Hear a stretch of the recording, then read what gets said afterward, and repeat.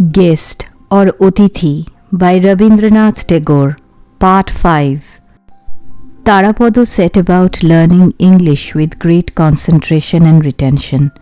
It released him into a hitherto inaccessible realm, unconnected with his former world. The local people saw no more of him. At dusk, when he went to the empty riverside to pace swiftly up and down, reciting his lessons, his boyish devotees mournfully watched from a distance. They dared not disturb his studies.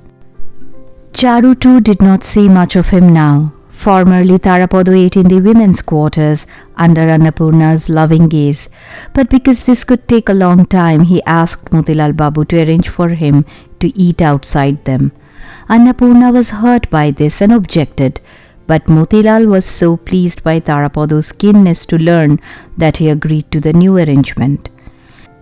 Charu now insisted that she too wanted to learn English. At first her parents were amused by their wayward daughter's new idea, lovingly laughed at it, but its absurdity was soon washed away by tears.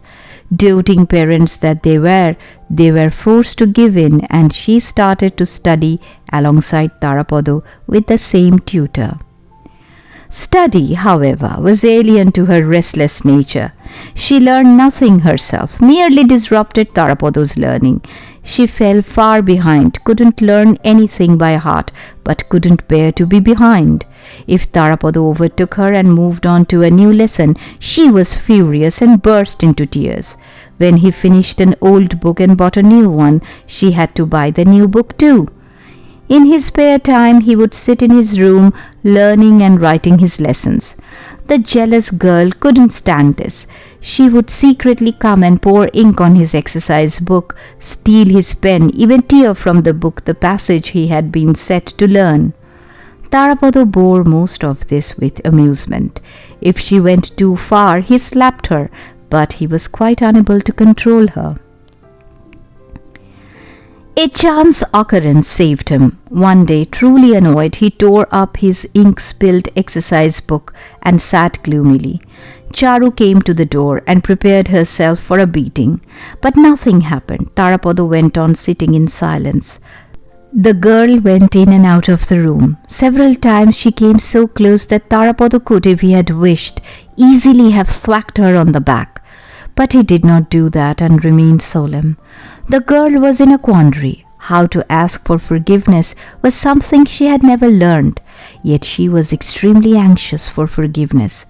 Finally, seeing no other way, she took a piece of the torn exercise book, sat down next to Tarapada and wrote in large round letters, "I will never pour ink on your exercise book again."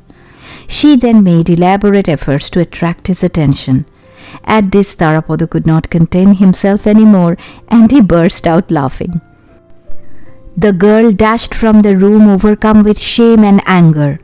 Only if she had been able to expunge from all time the paper on which she had humbled herself would her fury have been eased. During this period, Shyamani had once or twice, with her heart in her mouth, larked outside the lesson room.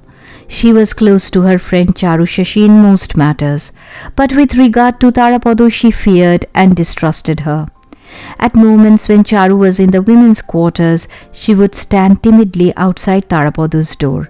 He would look up from his book and say tenderly, "What is it, Shona? What's up? How is Mashi?" Shyamani would say, "You haven't been to see us for a long time. Mother wishes you would sometime. She has backache, so she can't come to you." Charu would perhaps now appear. Shyamani was flustered. She felt like a thief. Charu would scowl and shriek at her, "Well, Shona, coming to disturb our studies? I'll tell my father," as if she herself was Tarapada's guardian, whose sole object was to watch him day and night in case his studies were disturbed.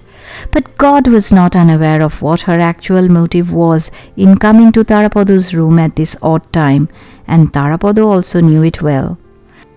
Poor Shyamani fumbled for false explanations. When Charu venomously called her a liar, she withdrew, sick at heart, defeated. The kindly Tarapada would call her and say, "Shona, I'll come to your house this evening." Charu hissed back like a snake. "How can you go? What about your lessons? I'll tell the teacher." Undaunted by Charu's threat, Tarapada spent a couple of evenings at Bamun Thakurun's house. On the third day, Charu, without further warning, quietly bolted his door and, fetching the padlock from her mother's spice box, locked him in. She kept him prisoner for the whole evening, only opening the door when it was time to eat. Tarapada was angrily silent and was about to go out without eating. Then the passionate, overwrought girl clasped her hands and cried out repeatedly, "I promise you, cross my heart, that I won't do it again. Please, I beg you, eat before you go." When even this had no effect, she began to wail, and he was forced to turn back and eat.